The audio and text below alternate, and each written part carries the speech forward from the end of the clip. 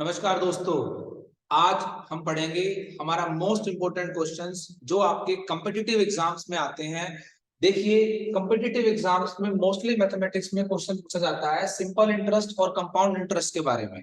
और ये हमारे ग्रेजुएशन में भी और 11th 12th और up to 10th classes B Com BCA हर एग्जाम में आपके पास सिंपल इंटरेस्ट और कंपाउंड इंटरेस्ट, और वैसे भी आपको बेसिक नॉलेज के लिए भी सिंपल इंटरेस्ट और कंपाउंड इंटरेस्ट के बारे में पता होना चाहिए। सिंपल इंटरेस्ट होता है साधारण ब्याज और कंपाउंड इंटरेस्ट होता है चक्रवर्ती ब्याज, जिसको हम हिंदी में बोलते हैं। अब देखिए, हमारे पास सिंपल इंटरेस्ट और कंपाउंड इंटरेस्ट निकालने से पहले हमें बेसिक तीन टर्म्स पता होनी चाहिए। क्या होती है? पहली टर्म होती है हमारा प्रिंसिपल। प्रिंसिपल जिसको हम बोलते हैं मूलधन, मतलब कि हमने कितना अमाउंट या कितने पैसे किसी से उधार लिए, वो होता है हमारा प्रिंसिपल। उसके बाद आता है आपका रेट, कितनी दर से लिए, मतलब कितने पर रेट ऑफ इंटरेस्ट से लिए, वो होता है हमारा रेट। फिर आता है हमारा टाइम, कितने समय के लिए, वो हमारा होता है समय, टाइम। तो प्रिंसिपल, रेट और टाइम, ये हमारे पास बेसिक तीन कंसेप्ट है। अब देखिए, हमारे पास प्रिंसिपल हो गया, रेट हो गया, टाइम हो गया। अगर हमें इससे पता है तो हम सिंपल इंटरेस्ट यानी कि साधारण ब्याज निकाल सकते हैं। और साधारण ब्याज का फॉर्मूला होता है सिंपल सा, सिंपल इंटरेस्ट का होता है principal into rate into time divide by 100। ये आपके पास निकाल देगा सिंपल इंटरेस्ट। साधारण ब्याज का फॉर्मूला हो गया मूलधन गुना दर गुना समय बटे 100। तो इस तरह से हम सिंपल इंटरेस्ट निकाल सकते हैं।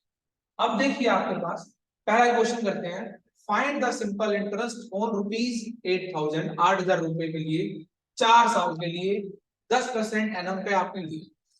तो ध्यान से देखना, आपके पास आपका प्रिंसिपल यानी कि मूलधन कितना हो गया, रुपीज 8000। आपका रेट कितना हो गया, 10% पर एनम। ध्यान से देखना, अगर आपके पास रेट एनम में है तो आपका टाइम, समय, ये भी आपके पास एनम में है, तो 4 इयर्स के लिए। तो सिंपल इंटरेस्ट सिंपल निकाल लो आप। Simple interest is principal rate time by 100। Solve कर दो। 8000 इंटू 10 इंटू 4 डिवाइड बाय 100, ये कैंसिल आउट हो जाएगा। तो आपके पास आ गया सिंपल सा 3200 रुपए। तो सिंपल इंटरेस्ट आपका निकल गया 3200।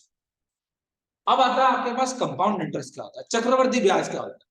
चक्रवर्ती ब्याज होता है जो एक बार आपने एक समय के लिए ब्याज निकाल लिया, वो आपके मूलधन में ऐड हो जाएगा, यानी ब्याज के ऊपर ब्याज लगा। इसको बोलते हैं चक्रवर्ती ब्याज यानी कि कंपाउंड इंटरेस्ट।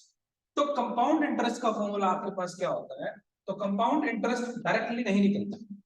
तो कंपाउंड इंटरेस्ट कैसे निकलेगा हमारे पास? कितना हमारा अमाउंट हो गया।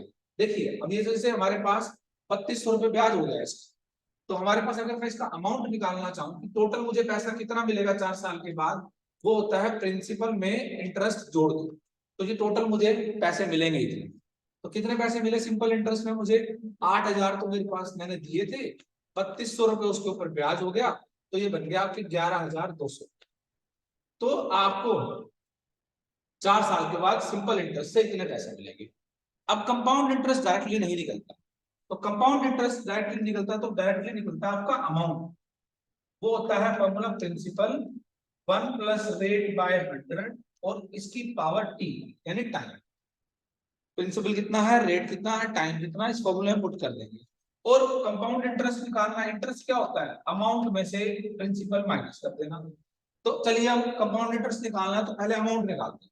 तो अब आ गया आपके पास compound interest. Second case for compound interest, जो हमने निकाला था वो हमारा था सिंपल इंटरेस्ट के।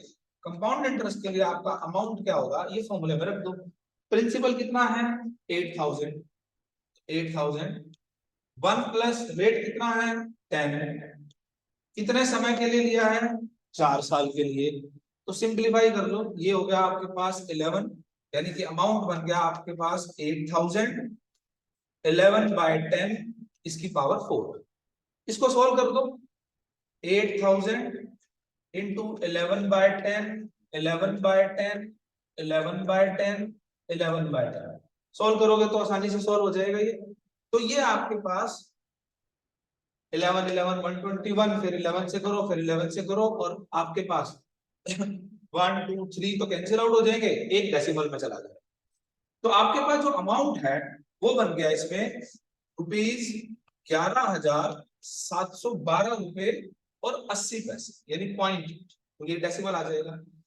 तो देखो आपको सिंपल इंटरेस्ट में तो मिले ₹11,200, कंपाउंड इंटरेस्ट में मिला आपको ₹11,712। तो आपका कंपाउंड इंटरेस्ट कितना हो गया? कंपाउंड इंटरेस्ट हो गया अमाउंट में से प्रिंसिपल माइनस कर दो, तो 11,712.80 में से आप 8,000 माइनस कर दो, तो आपके पास आ जाएगा कंपाउंड इंटरेस्ट।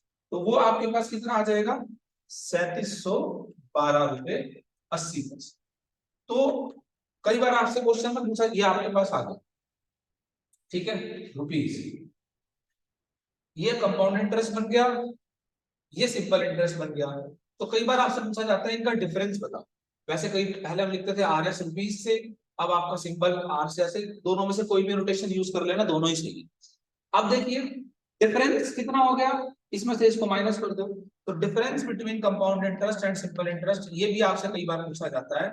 तो वो हो गया आपके पास ₹3712.80 में से आप ₹3200 घटा दो, तो ये कितना बन गया था? 512.80। तो ये आपके पास आ गया डिफरेंस।